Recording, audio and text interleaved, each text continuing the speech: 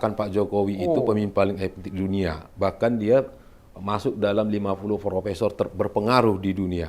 Dan dia silahkan bantah saya katanya. Tapi sampai hari ini tidak ada satu orang pun yang pernah membantah pernyataan saya, Jokowi pemimpin paling jenius di dunia.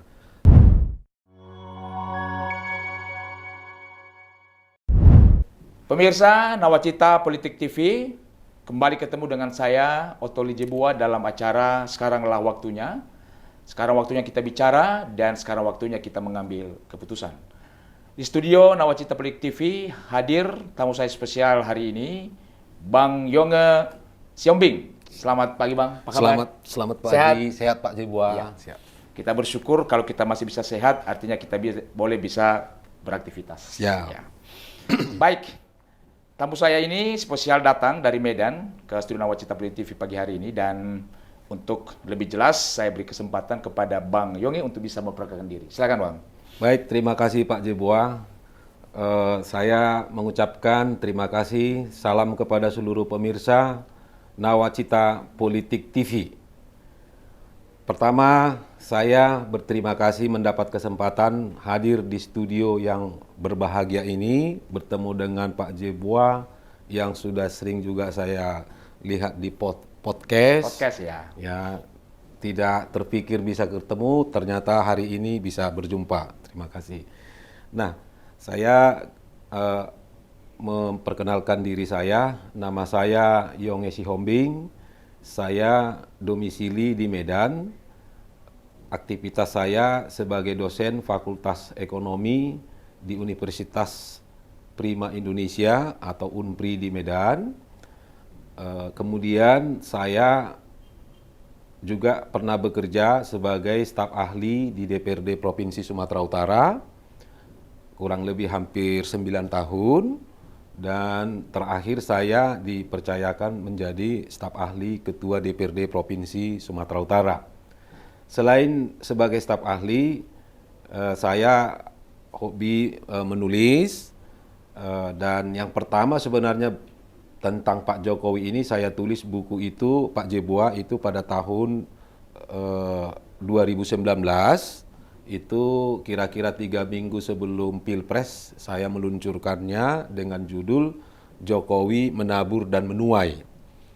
Nah, kemudian yang kedua, saya sudah tuliskan juga, saya luncurkan juga itu di tahun 2021, judulnya Jokowi Maestro.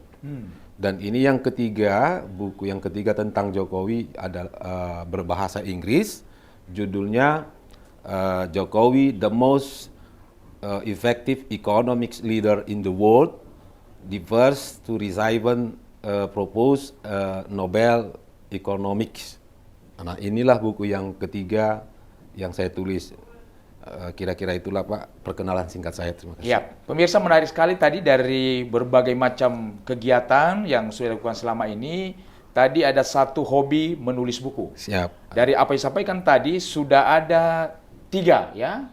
Yang pertama tadi Jokowi Menabur dan menuai. Jokowi menabur dan menuai, kedua Jokowi Maestro, Maestro. dan ketiga ini judul buku ada di tangan saya. Ini judul bukunya Jokowi the most effective economy leader in the world. Ya.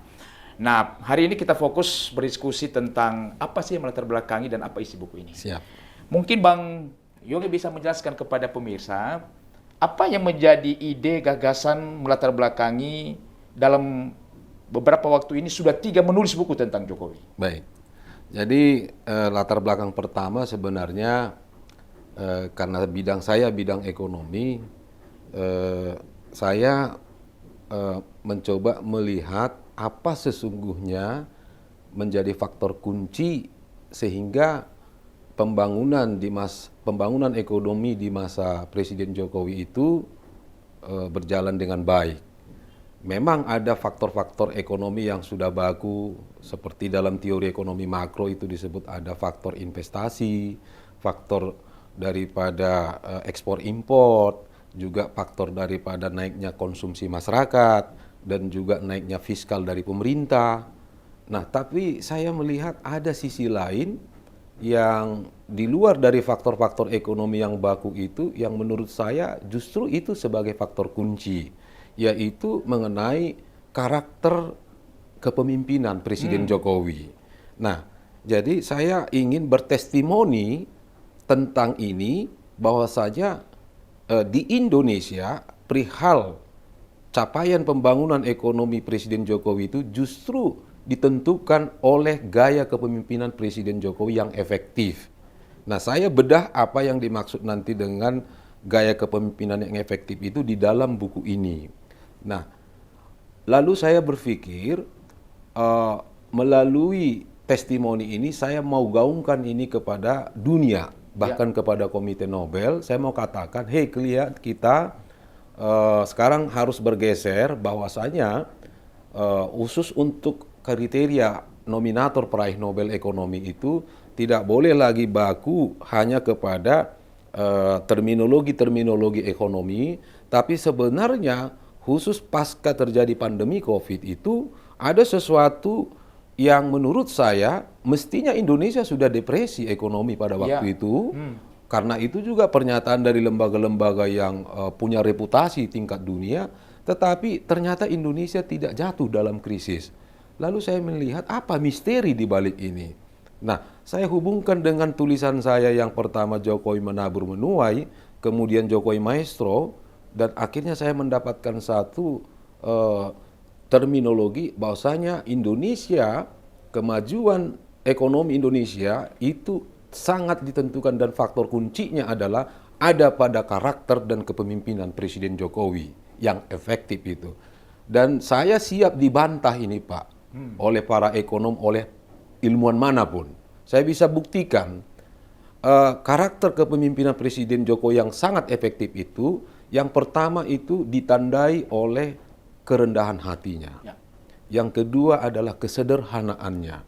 Yang ketiga adalah kejujurannya bekerja, kemudian ketulusannya, bahkan juga dia melayani.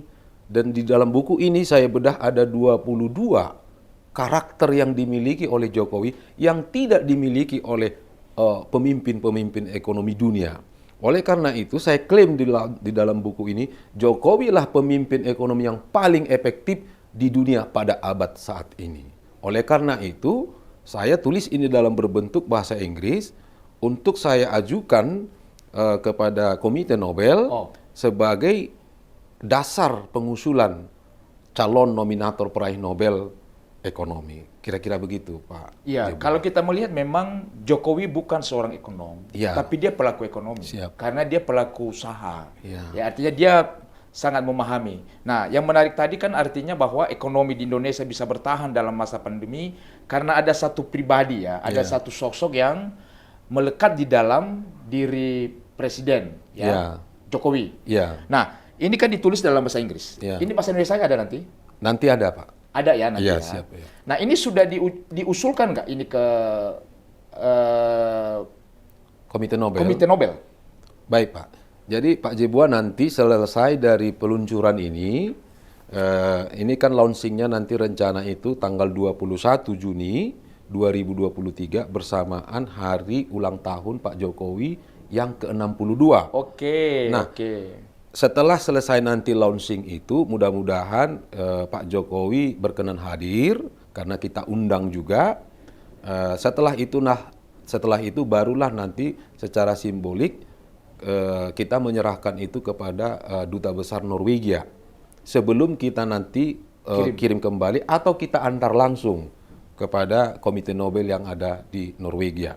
Nah, jadi kembali kepada roh dari buku ini, saya mau katakan melalui buku ini bahwa ekonomi tidak bisa kerja sendiri oleh karena sumber daya alam, faktor dari kebijakan pemerintah, tapi ada invisible hand, tangan-tangan yang tak kelihatan yang turut membantu bekerjanya ekonomi dan pasar itu, tatkala top leadersnya itu, apakah dia kepala negara, tingkat presiden, perdana menteri, ataupun raja, tatkala dia berada pada posisi yang melayani, seluruh sumber daya alam, seluruh kebijakan-kebijakan dengan sendirinya bisa berjalan dengan baik.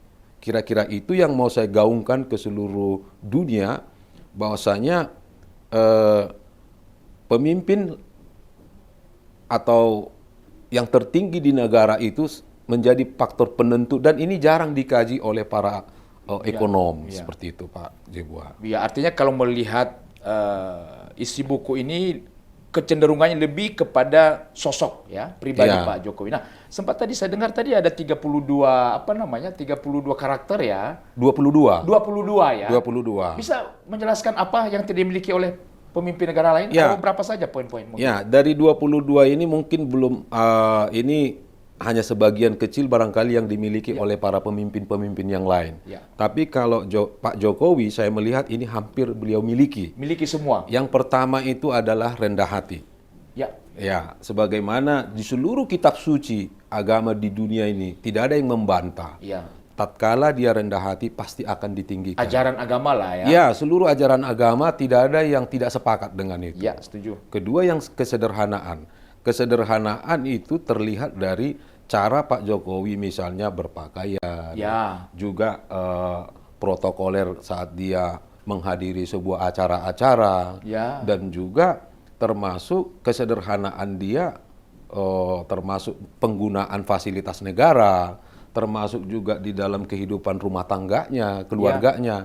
Nah, artinya dari segi kos negara atas beban kepada seorang presiden itu sudah berkurang sebenarnya. Karena dia rendah hati ya. Karena ya rendah hati dan kesederhanaan. Kemudian itu dia bekerja secara tulus dan juga kerja keras. Dan juga dia merangkul daripada seluruh stakeholders itu, bahkan yang menjadi lawan pun dia itu rangkul. Itu sebabnya Profesor Kishore Mahbubani yang dari Lee Kuan Yew University Singapura pada 2 tahun yang lalu mengklaim Jokowi lah pemimpin paling jenius. Itu. Nah, dan juga di situ ada saya paparkan juga yang 22 itu termasuk kemampuan dia melayani dan juga dia bisa mempercayakan seluruh pembantu-pembantunya dan juga bisa berkoordinasi dan dia turun langsung ke lapangan. Dia tidak terima laporan di meja tapi dia langsung turun. Seperti kemarin itu dia turun ke Padang, lihat jalan, langsung. Nah, itu saya melihat. Efektif sekali itu ya.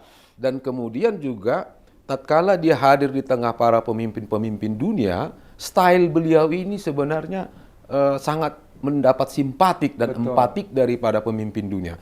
Nah, saya melihat inilah yang sebenarnya menjadi pemantik dan menjadi magnet bagi para investor datang ke Indonesia. Jadi bukan karena faktor regulasi yang sudah dimudahkan 5 hari bisa terjadi, bisa izin selesai, sumber daya alam ada di mana-mana, itu betul kita tidak bantah. Tetapi ada satu pintu, yaitu kepala negara itu karena dia punya hati yang terbuka, dia itu yang inklusif, terbuka kepada siapapun, pemimpin-pemimpin. Akhirnya kita mendapat kepercayaan sebagai tuan rumah G20 dan lain sebagainya. Dan sukses. Dan dia itu diakui oleh para pemimpin dunia. Jadi artinya kita nggak perlu ragu, makanya seperti Profesor Kishore Mahbubani mengatakan, Indonesia terberkati dengan hadirnya Presiden Jokowi sebagai sosok kepala negara. Anugerah untuk Indonesia. Anugerah. Itu. Nah, ini momen yang sangat tepat menjelang suksesi kepemimpinan nasional.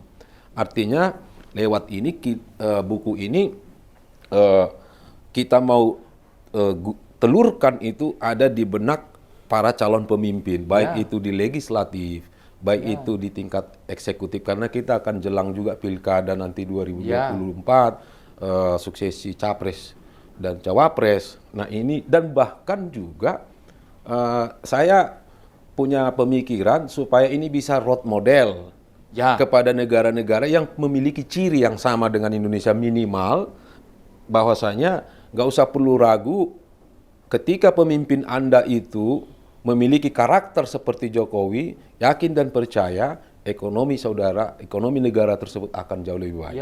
Sebagaimanapun dalam kehidupan sehari-hari kita juga sudah lihat di dalam sebuah rumah tangga juga, tatkala ada kesejukan, kedamaian di dalam rumah tangga itu, otomatis berkat-berkat itu juga mengalir kepada rumah tangga itu. Demikian halnya konsep negara dan bahkan dunia. bagaimana supaya terjadi pertumbuhan yang berkelanjutan di dunia ini, maka para pemimpin-pemimpin itu harus saling bekerja sama. Kira-kira inilah spirit daripada buku ini, dan kepada Komite Nobel tentunya supaya juga mereka tidak lagi hanya semata-mata melihat hasil riset. Betul memang Presiden Jokowi ini bukan seorang ilmuwan, Ya. bukan yang meneliti, tetapi Pak Jeboa ada satu pernah peraih Nobel, bahkan dia tidak melakukan penelitian. Justru dia setelah melakukan praktek, yaitu Pelaku lah ya? pelaku, yaitu Muhammad Yunus Oh. yang dari Bangladesh. Nah, Muhammad Yunus itu dapat Nobel Ekonomi karena dia berhasil membangun sistem perbankan yang namanya Grameen Bank. Grameen Bank itu menjalankan perbankan berbeda 360 derajat dibanding perbankan yang ada seperti sekarang. Oh. Misalnya, kalau di perbankan modern itu kan ada persyaratan kolateral, capacity, kredit, kepercayaan segala macamnya itu, yang justru menurut Muhammad Yunus inilah yang menghalangi aksesibilitas dari orang untuk berhubungan dengan perbankan. Lalu dia mencoba menolkan seluruh aturan main yang dibuat perbankan, dan ternyata di Bangladesh itu sukses. Grameen Bank itu menjadi leading sektor perbankan di Bangladesh. Atas karya itu, Komite Nobel melihat ini sesuatu yang baru. Akhirnya dia mendapat nominasi peraih hadiah Nobel. Nah, demikian halnya Jokowi, walaupun dia tidak melakukan riset, tetapi karya kerja nyatanya berkaitan dengan capaian pembangunan ekonomi pinggiran, wilayah perbatasan, pembangunan pedesaan, dan lain-lain sebagainya, yang didorong oleh kepemimpinannya yang efektif tadi, inilah yang mau kita harapkan kepada Komite Nobel berkenan kiranya memberikan satu penilaian untuk Presiden Jokowi sebagai calon nominator peraih hadiah Nobel. Kira-kira begitu. Nah, selain kerendahan hati bisa satu lagi Bang, apa yang dimiliki ini Pak Jokowi selain kerendahan hati? Satu lagi aja.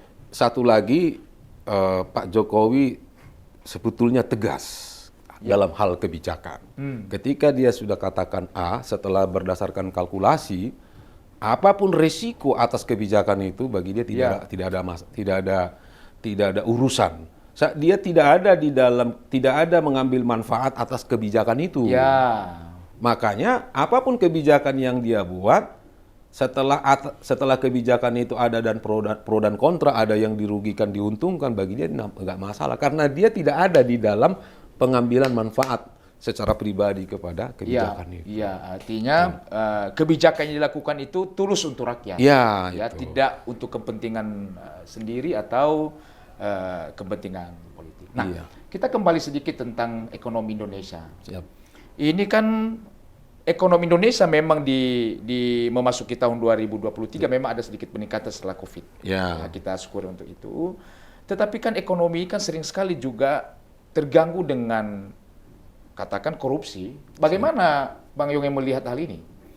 Ya, jadi yang pasti korupsi ini kan menjadi satu hambatan daripada pembangunan. Ya. Nah, jadi salah satu dalam hal ini Pak Jokowi, ya mau tidak mau, Pak Jokowi harus juga tegas di dalam mendukung cara kerja KPK.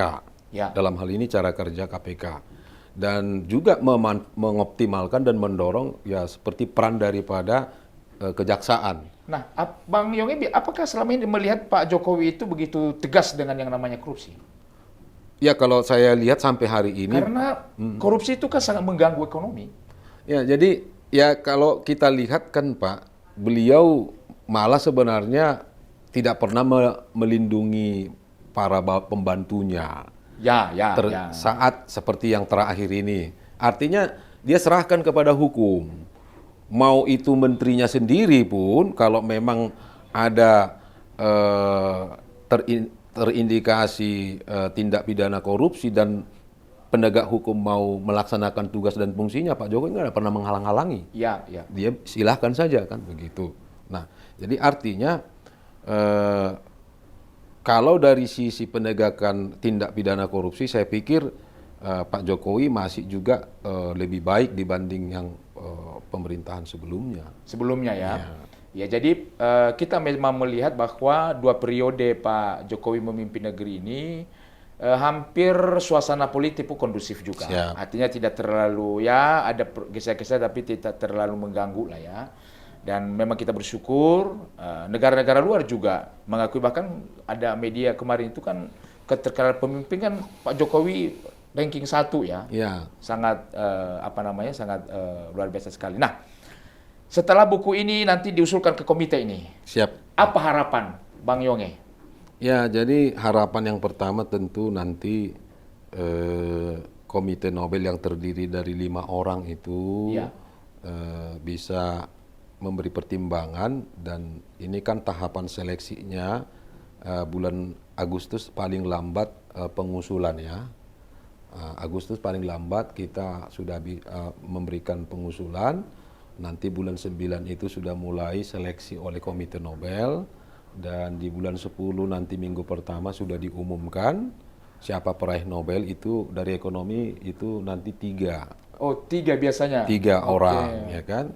Nah, kemudian nanti bulan November seremoni penyerahan hadiah Nobel, itu langsung nanti di Oslo. Dan nanti kalau Pak Jokowi memang mendapatkan pertimbangan, Pak Jokowi akan diundang memang nanti ke... Untuk menerima penghargaan. Sebelum ke situ, Pak Jokowi akan diundang nanti ke Komite Nobel untuk memaparkan apa yang dia sebenarnya lakukan kok sampai ada yang mengusulkan dia. Kira-kira begitu. Dan izin Pak Jebua, dalam hal pengusulan ini, saya juga mendorong dan akan mengirimkan buku ini kepada para pemimpin negara kerjasama Indonesia yang paling strategis seperti G20, seperti misalnya ASEAN, termasuk juga dari APEC ya, termasuk juga dari lembaga-lembaga internasional seperti World Bank, IMF ya kan, untuk berkenan mereka memberikan dukungan dan rekomendasi atas pengusulan Yonge Sihombing ini terkait dengan Pak Jokowi sebagai calon nominator peraih Nobel. Itu sebabnya di acara ini saya mengundang sekitar 500 orang. Oke. Ya. Nanti di Juni ini? Ya, di Juni itu ada 500 orang yang kita undang. Itu saya petakan dari GABS istilah saya. Oke. Government G-nya, A-nya academic, B-nya businessman, dan S-nya society. Oke. Dari government itu nanti saya undang seluruh menteri Pak Jokowi, baik yang aktif sekarang maupun yang sebelum. Saya undang semua karena kerjaan mereka yang saya tulis di sini. Di sini kan sudah saya tulis ini capaian jilid 1, jilid 2. Oke. Nah, artinya yang mengerjakan itu kan para menterinya. Ya wajib kita undang. Nanti mana mereka yang melihat di sini belum masuk, silahkan aja dikasih saran dan masukan. Kemudian saya juga mengundang 38 gubernur. Biar nanti mereka sama-sama nanti melihat ini. Kemudian saya undang juga 200 bupati wali kota se-Indonesia. Kemudian 50 konglomerat Indonesia versi Forbes. 50. Kemudian saya undang juga 50 duta besar dan 50 perguruan tinggi terbaik di Indonesia. Wow, luar biasa. Kira-kira begitulah Pak. Nah, nanti juga saya akan mengundang Profesor Kishore Mahbubani yang dari Singapura. Dia kemarin menyebut Jokowi itu pemimpin yang paling efektif di dunia. Bedanya dengan saya tambahkan satu kata.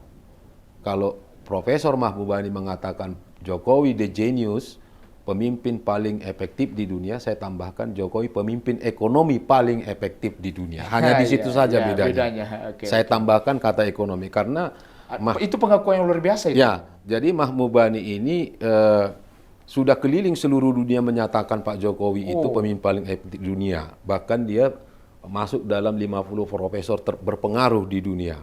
Dan dia silahkan bantah saya katanya. Tapi sampai hari ini tidak ada satu orang pun yang pernah membantah pernyataan saya, Jokowi pemimpin paling jenius di dunia. Saya karena bagian ekonomi dan warga negara Indonesia lebih tahu seluk-beluknya di posisi mana Jokowi sebenarnya yang efektif itu, saya hubungkan dengan di bidang ekonomi. Tapi atas kemajuan ekonomi yang terjadi itu memberi dampak kepada kemajuan di bidang sosial budaya, kemajuan di bidang politik, keamanan, hukum, bahkan citra Indonesia di mata dunia. Nah, jadi ini visi besar Pak Jebua. Sebetulnya salah satu juga di dalam misi ini juga adalah tatkala nanti Pak Jokowi berakhir, tapi generasi ke depan paling tidak tahu, makanya saya bukukan bahwa kita pernah mendapat Pemimpin. pernah kita memiliki seorang pemimpin yang efektif, yang rendah hati, yang begini-begini. Nah, ini Jokowi bisa saja suatu saat oleh karena usia akan berakhir hidupnya, tetapi tentang dirinya siapa itu ada legasi lah. Ada legasi. Bahkan ya tidak menutup kemungkinan nanti pasca Pak Jokowi tidak lagi jadi presiden, ini buku ini juga nanti menjadi salah satu dasar pengusulan kita Pak Jokowi bisa ikut suksesi Sekjen PBB. Kira-kira gitu. Ya, saya jadi mau tanya tadi itu. Siap. Karena ada beberapa orang yang mengusulkan ketika nanti Pak Presiden Jokowi ini tidak lagi menjabat sebagai presiden, maka banyak yang mengatakan cocok nih jadi Sekjen PBB. Artinya jangkauannya jauh lebih luas lagi. Nah, kita berharap kalau Komite Nobel menerima usul ini, maka jenjang ke Sekjen PBB sudah ada jalurnya. Sudah lebih jalur. Dan ada satu lagi Pak Jebua, sebenarnya apa sih sebenarnya keunikan Nobel ini? Nah, jadi diakui tidak diakui oleh semua negara atau semua individu, yang pasti setiap orang yang sudah mendapat hadiah Nobel ada hubungan kepada negara itu citranya baik positif di mata dunia. Jadi Nobel itu kan nama dari Alfred Nobel, yang mana Alfred Nobel mengatakan saya akan menghibahkan seluruh harta benda saya kepada orang-orang yang memberi kontribusi terhadap kebaikan dan kesejahteraan manusia, baik itu di bidang saintifis maupun non-saintifis. Ada Nobel perdamaian. Ada Nobel fisika, Nobel kimia, Nobel kedokteran, macam-macam. Sastra, dan yang terakhir itu adalah Nobel ekonomi. Nah, jadi saya pikir dengan kita dorong Pak Jokowi sebagai calon peraih Nobel ini, moga-moga nanti istilah kompetisi meraih hadiah bergengsi di dunia ini, kita Indonesia semakin familiar. Dan saya tidak berhenti sampai di sini Pak Jebua, karena begitu kita umumkan tidak otomatis tahun ini dia terima, boleh 2-3 tahun ke depan proses. Misalnya Donald Trump saja itu sampai 3 kali diusulkan senatornya itu nggak berhasil. Nah, jadi artinya ini memang kompetisi yang sangat selektif. Nah, artinya sembari berjalan nanti pengusulan ini untuk tahun ke depan, bisa saja kita nanti juga mengusulkan institusi yang layak meraih Nobel. Sebab Nobel itu diserahkan bisa berbasis individu maupun institusi. Saya terpikir juga akan mengusulkan nanti Nahdlatul Ulama sebagai peraih Nobel perdamaian, dan plus dengan HKBP, Huria Kristen Batak Protestan. Jadi artinya bahwa kedua institusi ini telah membuktikan puluhan tahun sebagai pengawal keberagaman, pluralisme, dan lain-lain sebagainya. Jadi artinya kalau bukan kita yang mengusulkan dari anak bangsa kita, siapa lagi? Kira-kira begitu. Jadi penerima-penerima Nobel ini siapapun bisa mengusulkan ya? Mau pribadi atau semacam LSM? Boleh. Boleh Pak. Jadi hanya tidak boleh dia sendiri yang mengusulkan. Hanya itu nggak boleh. Jadi kalau misalnya Pak Jokowi, dia yang mengusulkan dia itu sudah pasti tidak bisa. Harus orang yang lain yang bertestimoni tentang dia. Berarti ini semacam apa lah ya? Pengakuan publik lah ya? Pengakuan dunia, Pak. Pengakuan dunia. Nah, nanti memang Nobel itu kan ini hadiahnya, Pak. Ini nanti ada simbol emasnya ini. Ini hampir 2 kilogram.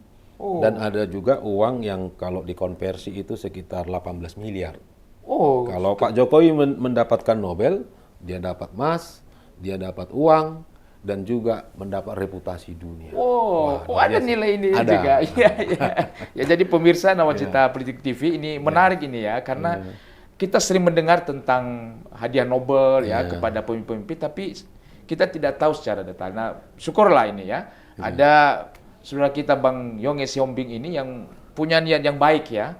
Harapan kita dengan apa yang dilakukan oleh Bang Yongge ini menjadi inisiatif ya, memberikan semacam pemikiran baik ya, bahwa banyak hal-hal yang kita bisa lakukan untuk memberikan kontribusi positif untuk negeri ini. Nah, yang terakhir nih, siap, Bang, ini kan Pak Jokowi kan akan berakhir di 2024. Ya, siap. Ya. Apa harapan Bang Yongge kepada penerusnya nanti? Ya, jadi nggak usah menyebut nama lah. Siap. Jadi artinya bahwa lewat buku ini sebenarnya juga saya ingin juga berpesan lewat buku ini bahwa apa yang telah dilakukan Jokowi itu pantas dan patut untuk dilanjutkan. Dilanjutkan ya? Pantas dan patut untuk dilanjutkan. Artinya tanpa sebut siapapun nanti yang jadi presiden, ya monggo, ini konsepnya sudah disusun, yaitu sampai kita 2045 menuju Indonesia emas, bahkan 2085 juga Pak Jokowi sudah masukkan mimpi Indonesia di menara yang di Merauke itu, ya kan? Jadi artinya orang bisa berubah, tapi mimpi dan program jangan lagi berubah, karena merubah-rubah program ini butuh waktu. Kebetulan saya di DPRD Pak, saya tahu persis ya. Merubah misi, merubah visi, otomatis berubah program, berubah anggaran, toh semuanya nanti ukuran keberhasilannya itu tidak jauh beda kesejahteraan, kira-kira begitu. Baik, terima kasih Bang Yongge, senang sekali ini ada inspirasi baru bagi kita semua. Pemirsa Nawacaplik TV, demikian tadi perbincangan saya dengan Bang Yongge Siombing, seorang yang punya niat yang baik, yang tulus ya, dan kita dukung semoga pengajuan kepada Komite Nobel bisa mengabulkan apa niat baik dari Bang Yongge ini. Terima kasih, salam sehat untuk Indonesia.